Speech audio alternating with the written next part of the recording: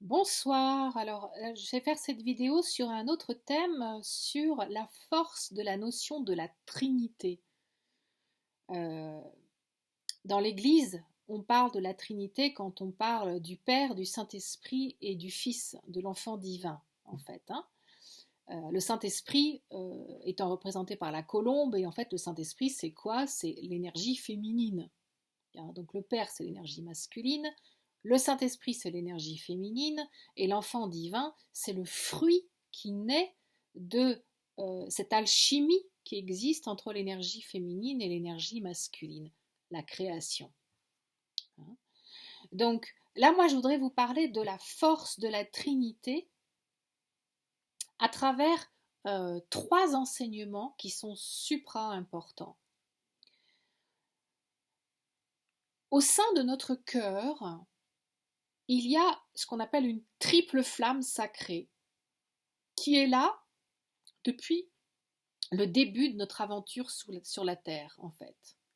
Dans cette triple flamme sacrée, il y a tout ce que nous sommes. Et notamment tout ce qui est en reliance avec l'être spirituel, l'être divin, hein, l'être qui vient de l'extraterre. Cette triple flamme sacrée, en fait, elle est en reliance à la fois avec justement cette énergie masculine, cette énergie féminine et avec la sagesse ancestrale.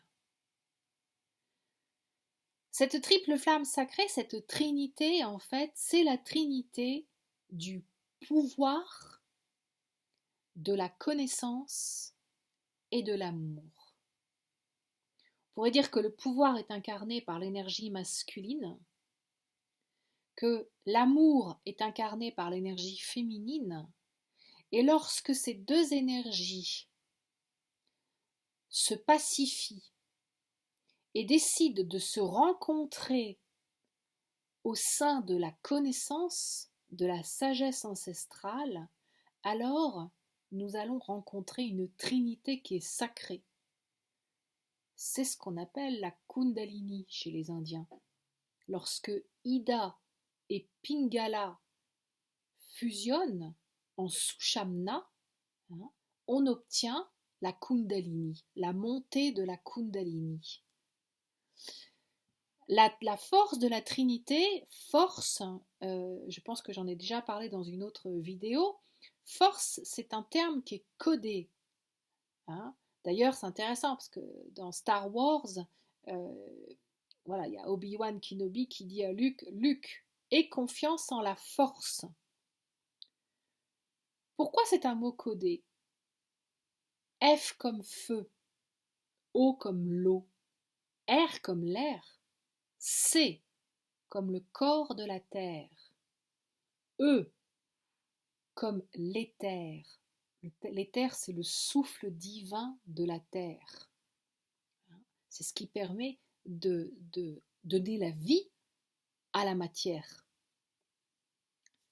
Donc, lorsque je vais rencontrer la Trinité à travers le mot pouvoir, pouvoir, c'est lorsque je décide de reprendre le pouvoir que mes croyances erronées avaient mis dehors, tout simplement par ignorance, que je ramène ce pouvoir à l'intérieur de moi, que je comprends que je suis la personne qui peut apprendre à canaliser et à maîtriser. La maîtrise, elle découle d'enseignement, hein, de peut apprendre à maîtriser le règne élémental qui vit à l'intérieur de moi, c'est-à-dire qu'apprendre à maîtriser l'éther, hein, et l'éther c'est le souffle divin de la terre, que je peux apprendre à maîtriser l'air, l'air c'est la respiration, si je ne sais pas respirer, mais je ne peux pas vivre, et respirer c'est le premier enseignement qui va m'apprendre à communiquer, à interagir avec tout ce qui est à l'intérieur de moi d'abord et à l'extérieur de moi. Et puis, je vais pouvoir aller rencontrer le feu, hein. Et le feu, c'est quoi? Mais c'est mon énergie vitale, en fait, le feu. c'est ma puissance, le feu. C'est la puissance que je recèle à l'intérieur de moi. Mais comme c'est une puissance qui est en reliance avec mon volcan, si je ne sais pas canaliser cette puissance, eh bien, non seulement elle me détruit, mais elle détruit ce qui est autour de moi. Et puis ensuite, je vais aller rencontrer l'eau. Hein, et lorsque je sais canaliser et maîtriser mes eaux intérieures, ben j'évite les inondations, j'évite les débordements, j'évite la sécheresse. Hein, mais ça va même plus loin que cela. L'eau, c'est la vie. L'eau, c'est ce qui permet de véhiculer absolument toutes les informations à l'intérieur de moi. S'il y a un élément qui est très important à maintenir pur, c'est bien l'eau à l'intérieur de moi. Dès que l'eau commence à devenir impure, je suis impur. Mes pensées vont devenir impures. Mes croyances vont devenir impures. Mes paroles seront impures, ainsi que mes actions. Si je veille à chaque instant et que je deviens une bonne gardienne des eaux, de mes eaux intérieures, c'est-à-dire de mes émotions, que je veille à maîtriser et à canaliser mes émotions, ça ne veut pas dire que je suis dans le déni de mes émotions, non, c'est de faire un état des lieux, un vrai audit et d'aller regarder, ok, j'en suis où avec mes peurs? J'en suis où avec la notion de culpabilité, de honte, de tristesse, chagrin, etc. J'en suis où là, en fait? Qu'est-ce que je mets en place pour me libérer de ces peurs, de ces émotions toxiques et erronées? Hein, ce sont des alerteurs, ces émotions, en fait. Comment est-ce que je transforme ma tristesse en joie? Comment je transforme ma peur en amour? Hein, comment est-ce que je transforme ma culpabilité en un amour compassionel qui comprend que lorsque on vit une aventure et qu'on ne nous a pas donné toutes les bonnes consignes, eh bien, dans mon apprentissage, je vais faire des erreurs. Et je peux faire des erreurs. Et que parfois, il va falloir que j'accomplisse l'erreur plusieurs fois avant de comprendre que j'ai fait une erreur, même si on me l'a dit. Parce qu'on peut me dire que je suis dans l'erreur. Mais tant que je ne reconnais pas moi-même que je suis dans l'erreur, je ne peux pas avancer. D'où l'humilité. Pour pouvoir avancer, je dois reconnaître que je me suis trompée. Et alors, je peux changer et je peux avancer. Donc, l'eau est très importante et je vais devoir faire le nécessaire pour garder des eaux pures à l'intérieur de moi. Et puis, il va falloir que j'apprenne à maîtriser mon volcan, mon énergie tellurique. Hein, si je ne sais pas maîtriser mon énergie tellurique, ben, c'est des tremblements de terre en voiture, en voilà. C'est des explosions et des éruptions volcaniques en voiture, en voilà. Avec tout ce que ça engendre derrière, en fait. Gros tremblement de terre, ça provoque un tsunami émotionnel, en fait. Non mais voilà, donc c'est important de comprendre ça. Hein, donc j'ai le pouvoir de maîtriser cela à l'intérieur de moi. Mais pour ça, il me faut des outils. Pour ça, je dois me mettre en travail.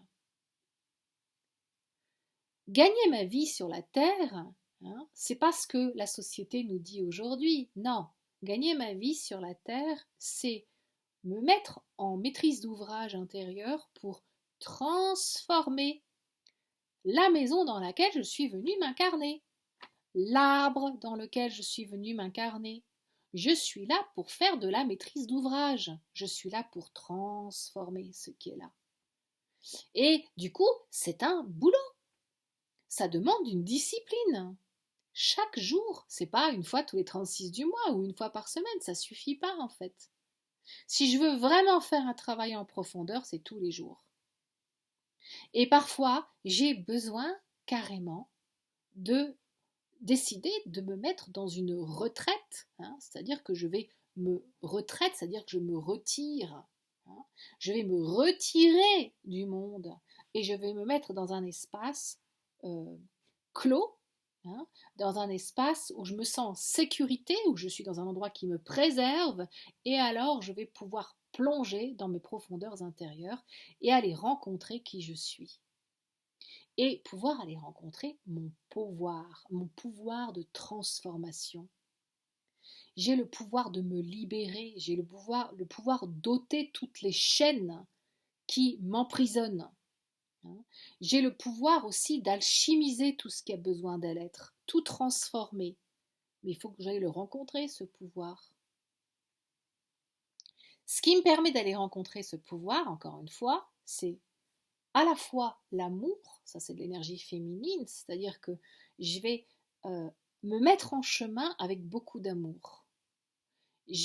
Grâce à cet amour, je vais pouvoir aller rencontrer tout ce que je dois transformer sans jugement aucun. Si je commence à juger mes parents, mes ancêtres, mes aïeux, l'autre, je ne peux pas avancer en fait, parce que je me juge moi. Quand je juge l'autre, je me juge moi. Donc, si je veux pouvoir me transformer intérieurement, eh bien, je vais avoir besoin de me mettre en mouvement pour aller rencontrer l'amour. Et j'ai déjà expliqué que rencontrer l'amour, c'est laisser monter, ascensionner à l'intérieur de moi l'énergie pour aller rencontrer l'amour. L'amour, il est en altitude à l'intérieur de moi. J'ai besoin d'ascensionner pour aller rencontrer l'amour. J'ai besoin de sortir de la masse qui est dans les peurs encore. Parce que encore une grosse partie de l'humanité est conduite et dirigée par ses peurs. L'amour, il est au-delà de ça. Voilà. Et du coup, c'est la connaissance qui me permet d'aller contacter le pouvoir que je recèle en moi et l'amour que je recèle en moi. À partir du moment où j'alchimise tous les jours, à la fois je rencontre ce pouvoir à l'intérieur de moi, je le nourris, en le canalisant, j'apprends à le maîtriser, j'apprends à maîtriser tous les éléments. Ça me fait penser à un manga qui s'appelle Avatar, le maître de l'air, c'est ça en fait. Je vais apprendre à maîtriser ma terre, je deviens maître de la terre. Maîtriser mes eaux, je suis maîtresse des eaux. Maîtriser mon feu, je suis maître du feu. Je maîtrise mon air, je deviens maître de l'air. Et maîtrise l'éther, et je deviens maître de l'éther. Et on est en lien avec les 5 éléments. Et ça, c'est tous les jours que ça se travaille. Et je peux en parler pourquoi ? Parce que c'est ce que je mets en place, parce que c'est ce que je suis en train de vivre. Je ne pourrais pas me sentir congruente de vous parler de cela si ce n'était pas quelque chose que je mettais en pratique. C'est ce que je mets en pratique et c'est ce que je vis actuellement. Et je le vivais déjà depuis un moment, mais j'avais besoin, et la vie m'a poussée aussi, parce que j'avais ce besoin-là, d'aller rencontrer le silence pour pouvoir déployer, pour pouvoir, oui c'est ça, expanser finalement mon pouvoir intérieur, ma connaissance intérieure et l'amour intérieur. Plus j'apprends à m'aimer pour ce que je suis, plus je gagne en confiance. Plus je gagne en confiance, plus ma maîtrise d'ouvrage intérieur gagne en confiance. Et la clé, c'est l'accès à la connaissance. Donc, j'ai besoin d'aller chercher la connaissance. La connaissance, je vais la trouver peut-être au départ grâce à Internet, mais je vais la trouver grâce à des enseignants. Quand l'élève est prêt, le maître se présente. Ça, c'est vraiment important. Et le maître, il se présente sous plein de formes, multiples. Ça peut être un livre qui nous arrive. Ça peut être un podcast qui nous arrive.